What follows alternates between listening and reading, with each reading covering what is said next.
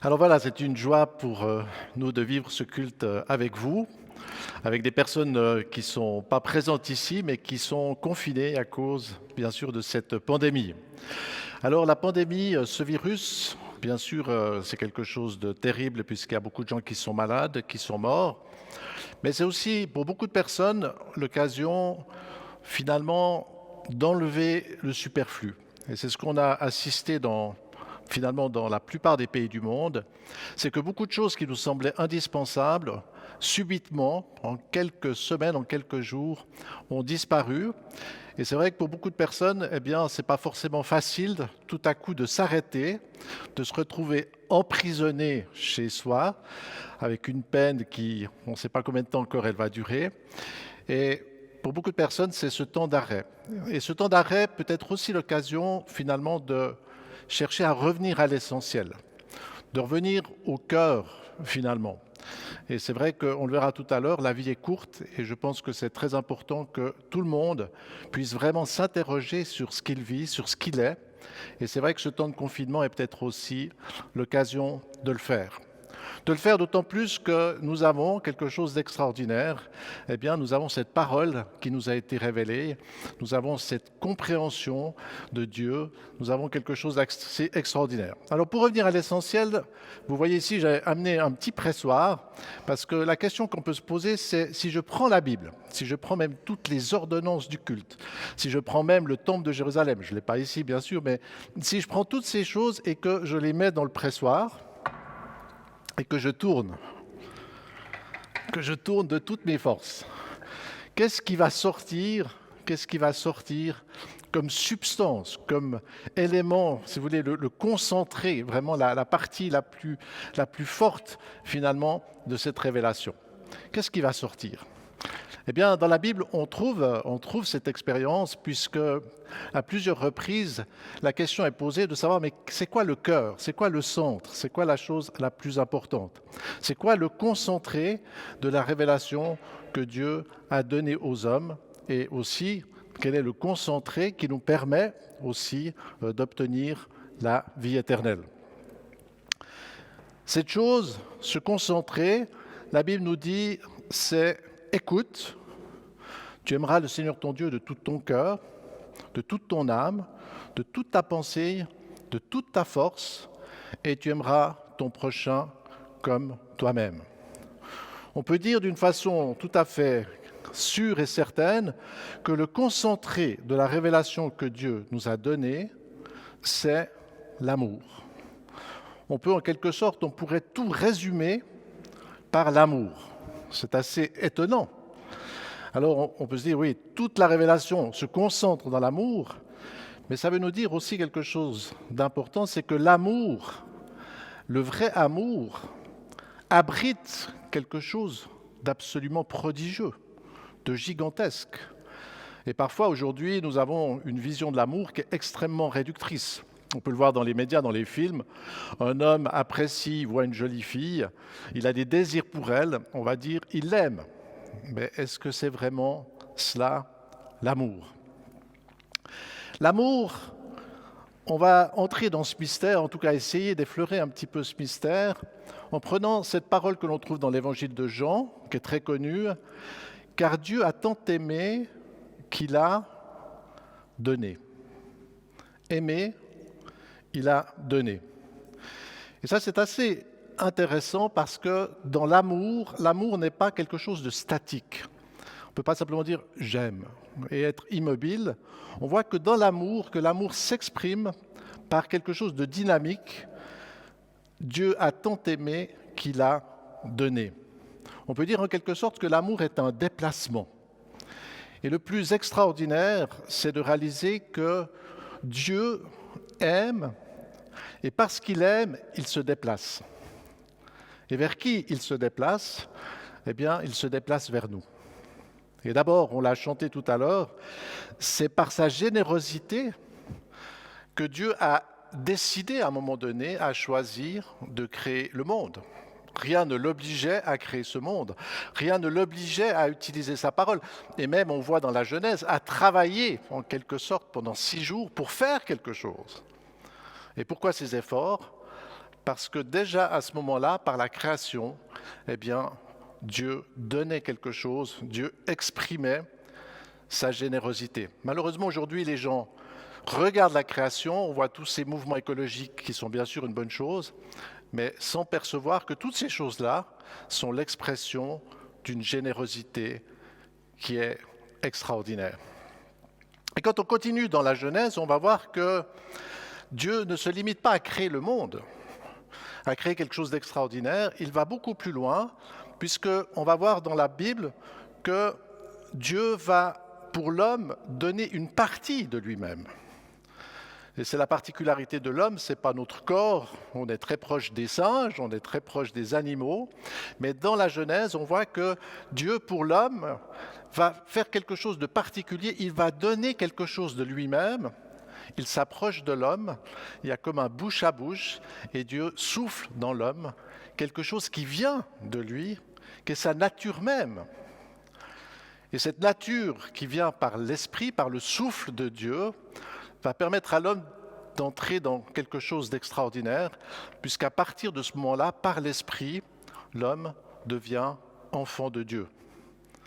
Quelle générosité de Dieu, qui là encore n'était pas du tout forcé de s'impliquer, mais par cet amour, Dieu donne une partie de lui-même. Et l'amour, c'est ce déplacement qui fait que je vais donner quelque chose de moi, je vais m'impliquer, et finalement que je vais reconnaître que dans l'autre, il y a quelque chose qui m'appartient.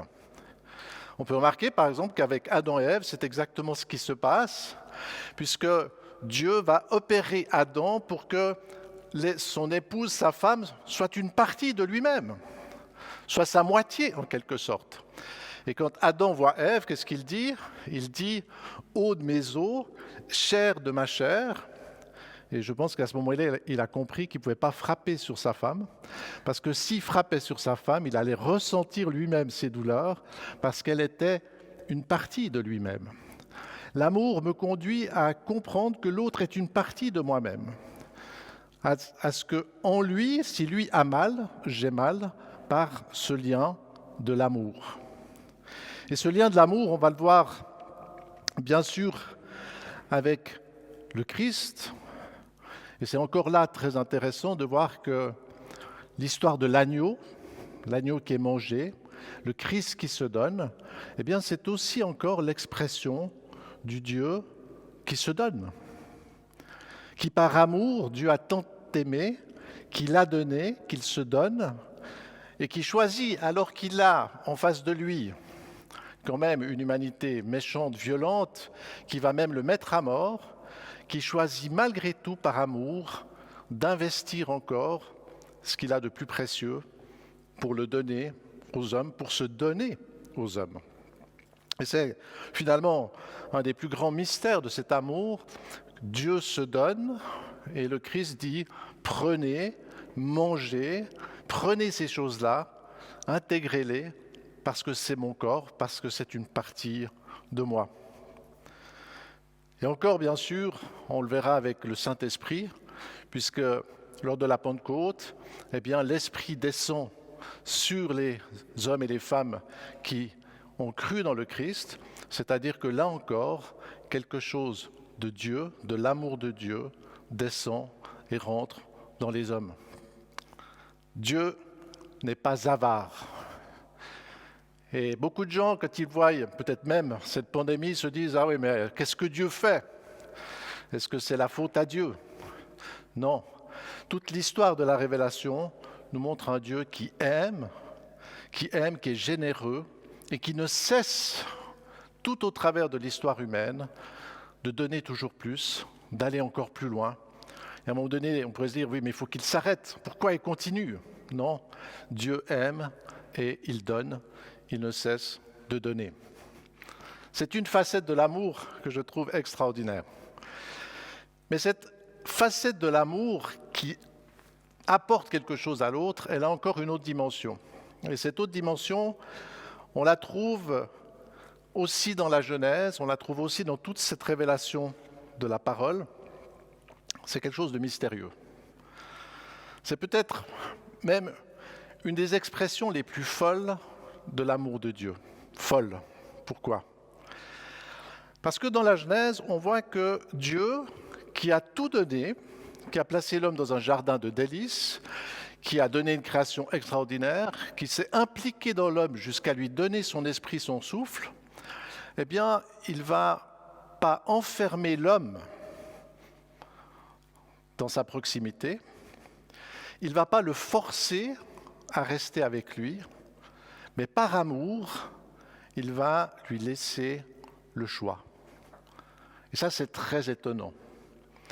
Pourquoi Dieu n'a pas fait des robots? Il aurait pu faire de nous des robots, il aurait pu faire de nous des personnes enfermées, à la limite des adorateurs constants, alléluia, alléluia.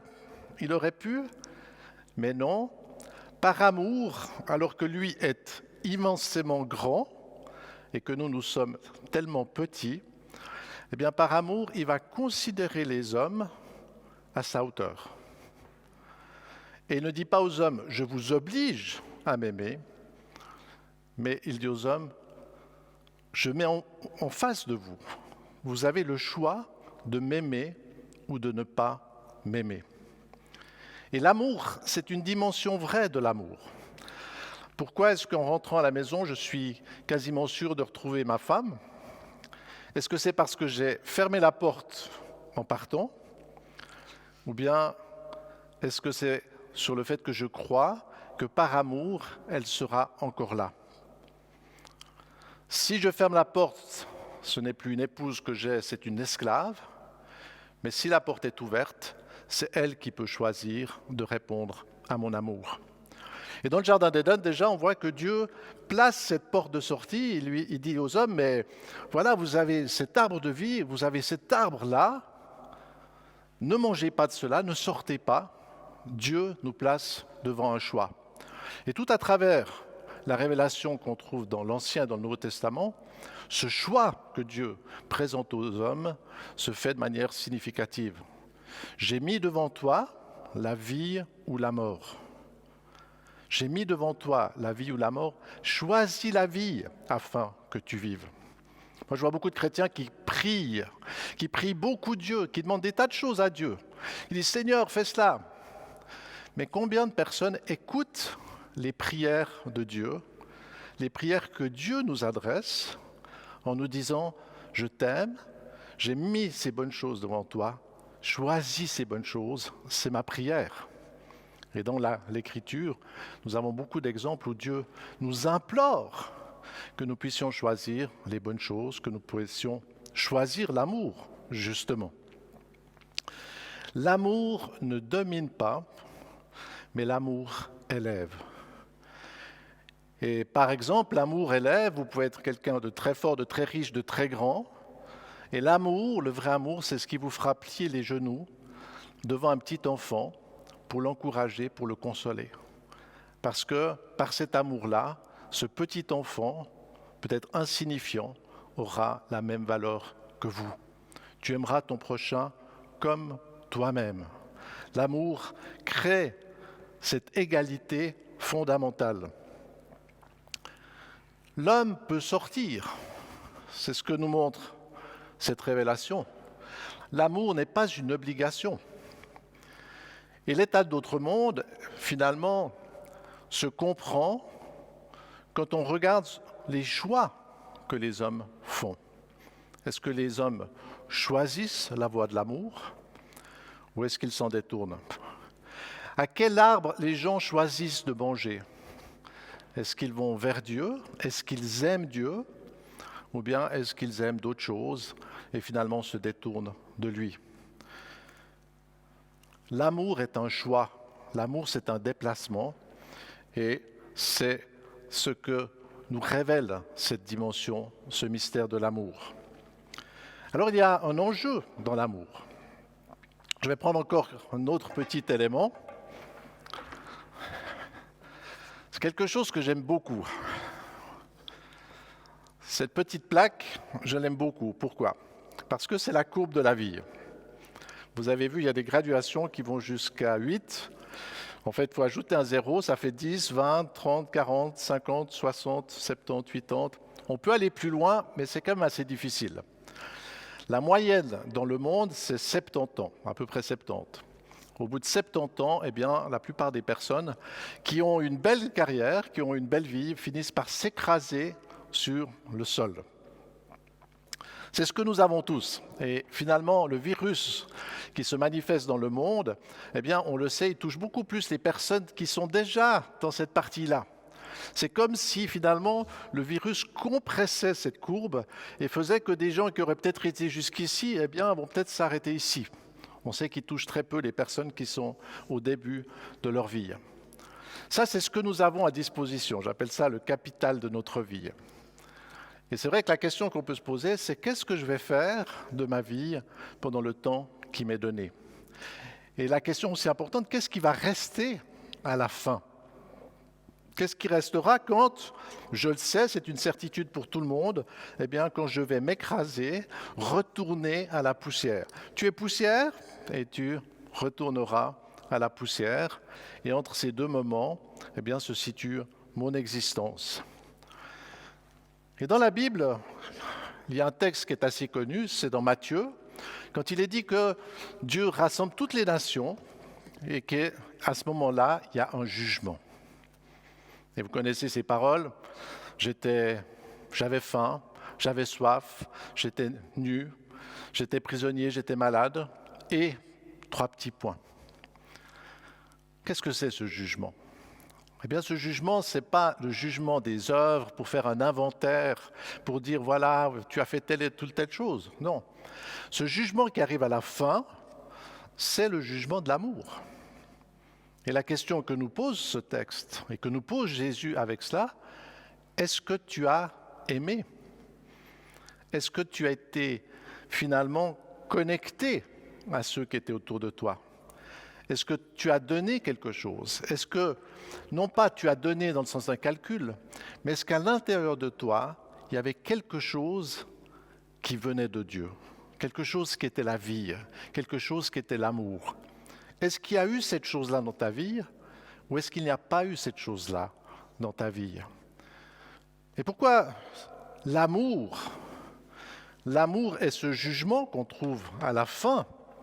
Pourquoi je serai un jour dans la balance, il y aura l'amour d'un côté, moi je serai de l'autre côté de la balance, et je serai pesé en fonction du fait que j'ai aimé ou pas. Et ce sera ça le vrai jugement.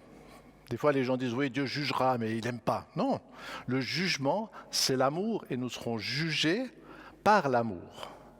Pourquoi?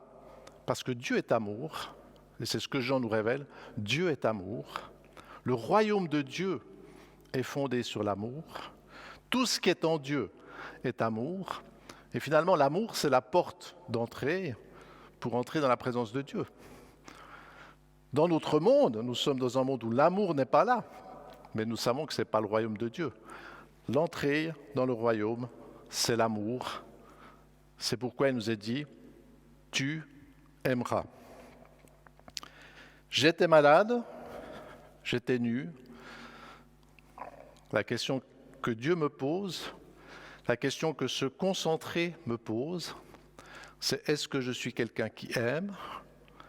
Est-ce que peut-être dans ce temps de confinement, je peux revenir à l'essentiel, apprendre à aimer, comprendre, entrer dans cette dynamique de l'amour, d'abord pour Dieu, d'abord dans cette reconnaissance extraordinaire tournée vers Dieu, d'abord dans cette communion extraordinaire qu'on peut vivre avec Dieu, en sachant qu'il nous aime et en l'aimant en retour. Et puis aussi, alors c'est peut-être plus dur dans le confinement, quand on est à côté de sa femme, de son mari, de gens qui sont enfermés, condamnés avec nous, de pouvoir aussi les aimer, leur manifester cette dynamique, cette substance du royaume de Dieu. Parce qu'à la fin de notre vie, la seule chose qui reste, ce ne sont pas nos richesses, ce ne sont pas nos propriétés. La seule chose qui restera pour moi et pour chacun de vous, c'est l'amour. Amen.